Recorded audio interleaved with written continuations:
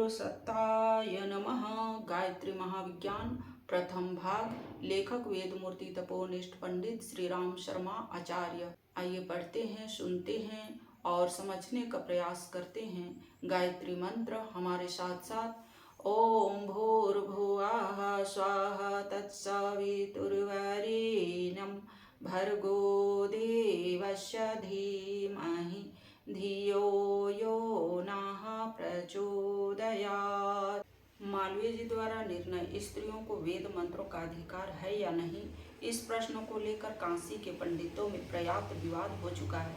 हिंदू विश्वविद्यालय काशी में कुमारी कल्याणी नामक छात्र वेद कक्षा में प्रविष्ट होना चाहती थी, पर प्रचलित मान्यता के आधार पर विश्वविद्यालय ने उसे दाखिल करने से इनकार कर दिया। अधिकारियों का कथन था कि शास्त्रों में स्त्रियों को वेद मंत्रों का अधिकार नहीं दिया गया है।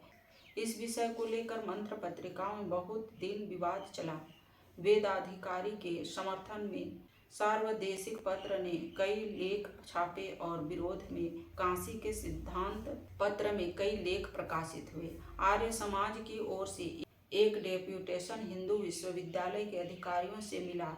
देश भर में इस प्रश्न को लेकर काफी चर्चा हुई। अंत में विश्वविद्यालय ने महामाना मदन मोहन मालवीय की अध्यक्षता में इस प्रश्न का विचार करने के लिए एक कमेटी नियुक्त की, जिसमें अनेक धार्मिक विद्वान सम्मिलित किए गए। कमेटी ने इस संबंध में शास्त्रों का गंभीर विवेचन करके यह निष्कर्ष निकाला कि स्त्रियों को भी पुरुषों की भांति वेदाधिकार है। इस निर्णय की घोषणा 22 अगस्त 1946 को सनातन धर्म के प्राण समझे जाने वाले महामाना मालवीय जी ने की। तदनुसार कुमारी कल्याणी देवी को हिंदू विश्वविद्यालय की वेद कक्षा में दाखिल कर लिया गया और शास्त्रीय आधार पर निर्णय किया कि विद्यालय में स्त्रियों के वेदाध्ययन पर कोई प्रतिबंध नहीं रहेगा। स्त्रियां भी पुरुषों की भांति वेद पढ़ सकेंगी। महामाना मालवीय जी तथा उनके सहयोगी अन्य विद्वानों पर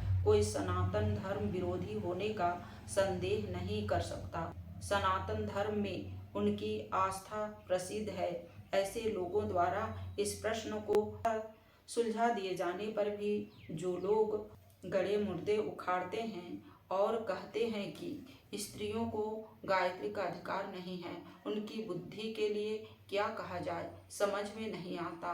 पंडित मदन मोहन मालवीय सनातन धर्म के प्राण थे। उनकी शास्त्रज्ञता, विद्वता, दूरदर्शिता एवं धार्मिक दृढ़ता असंदिग्ध थी। ऐसे महापंडित ने अन्य अनेकों प्रामाणिक विद्वानों के परामर्श से स्वीकार किया है। उस निर्णय पर भी जो लोग संदेह करते हैं, उनकी हठ धर्मी को दूर करना स्वयं ब्रह्मा जी के लिए भी कठिन है।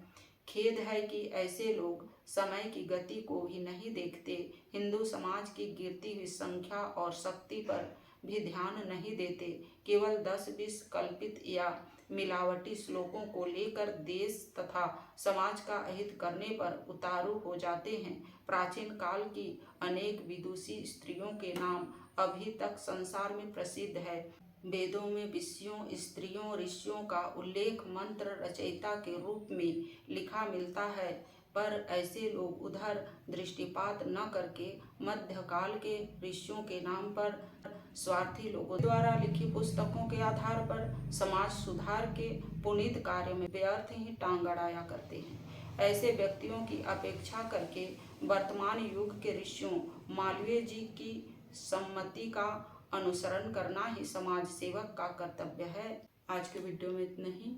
अगला वीडियो में स्त्रियां अनधिकारिणी नहीं हैं, इसके बारे में पढ़ेंगे और समझेंगे। लाइक, सब्सक्राइब और शेयर करें। धन्यवाद।